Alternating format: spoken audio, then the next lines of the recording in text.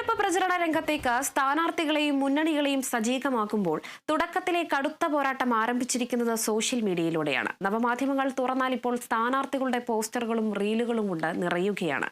ഒപ്പം ആരോപണ പ്രത്യാരോപണങ്ങളും സജീവമായി ഉയരുന്നതും സോഷ്യൽ മീഡിയയിൽ തന്നെയാണ്.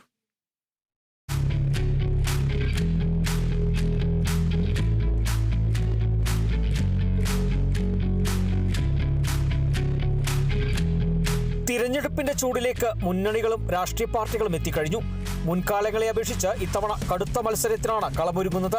സ്ഥാനാർത്ഥികളെ നേരത്തെ തന്നെ കണ്ടുവച്ച് ഇലക്ഷൻ പ്രഖ്യാപിച്ച ഘട്ടത്തിൽ തന്നെ പ്രചാരണ രംഗത്തിറങ്ങിയവരുമുണ്ട്. സ്ഥാനാർത്ഥികൾ സജീവമായി രംഗത്തിറങ്ങിയതിനൊപ്പം ഏറ്റവും കൂടുതൽ പ്രചാരണം സജീവമായി നടക്കുന്നത് ഇപ്പോൾ സോഷ്യൽ മീഡിയയിലാണ്.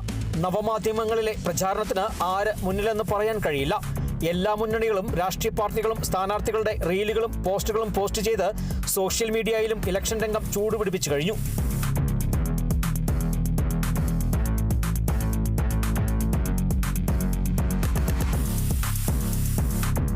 ഇലക്ഷൻ പ്രചാരണത്തിനൊപ്പം രാഷ്ട്രീയാരോപണ പ്രത്യാരോപണങ്ങളും ഏറ്റവും കൂടുതൽ ശക്തമായി നടക്കുന്നതും നവമാധ്യമങ്ങളിലാണെന്ന് പറയാം.